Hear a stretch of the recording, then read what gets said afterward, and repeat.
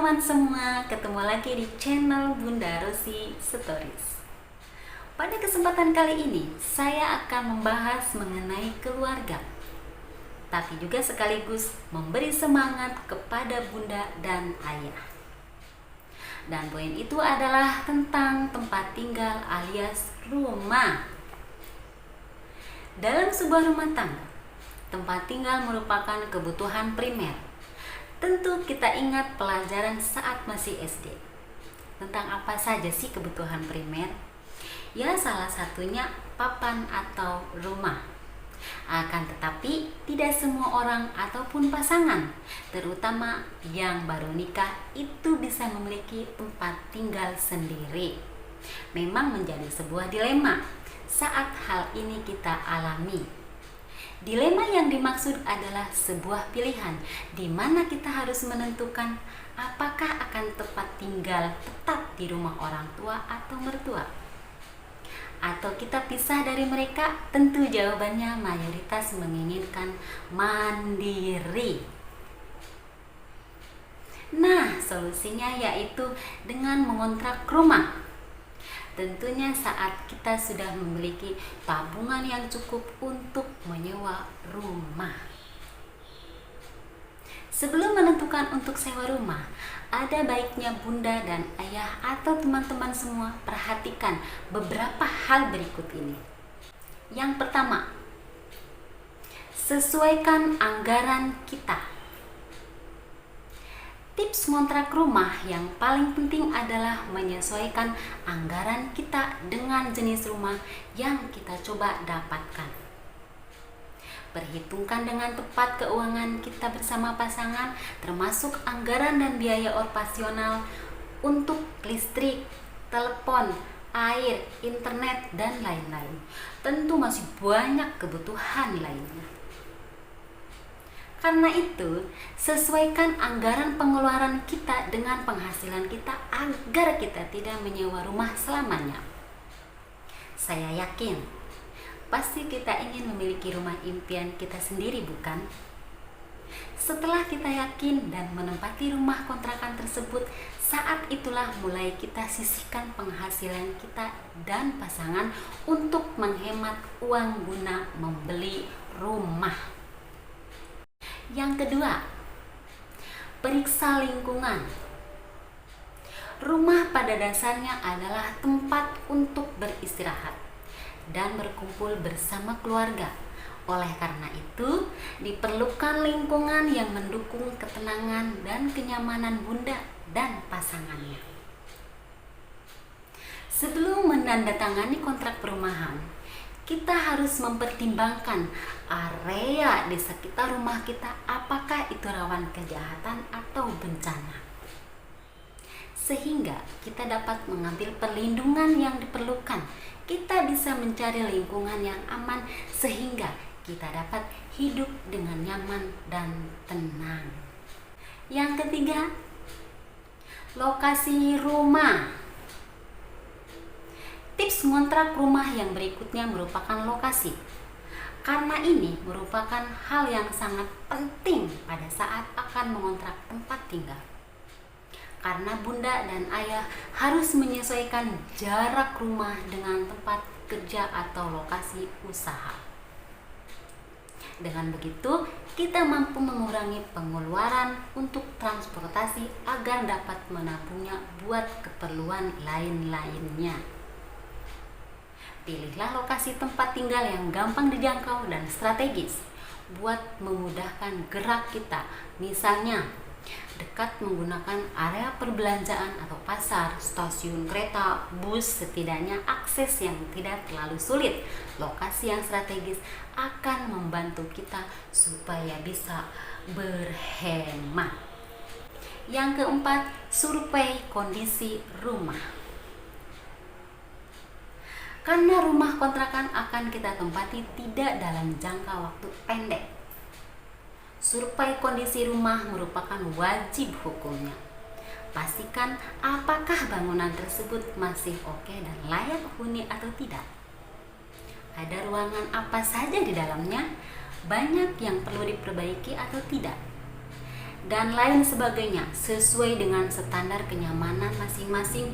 Jangan nantinya baru ditempatin tapi harus renov inilah, itulah yang bisa mengakibatkan pemborosan. Jadi diskusikan dengan pemilik rumah tersebut tentang poin-poin ini. Yang kelima, sesuaikan dengan kebutuhan kita. Tips kontrak rumah selanjutnya adalah menyesuaikan dengan kebutuhan kita. Apakah yang akan menempati kita berdua atau dengan anggota keluarga lain? Atau kan, misalkan anak atau saudara. Jika ada anggota lain di rumah kita, kita perlu mempertimbangkan berapa banyak kamar yang ada di dalam rumah tersebut.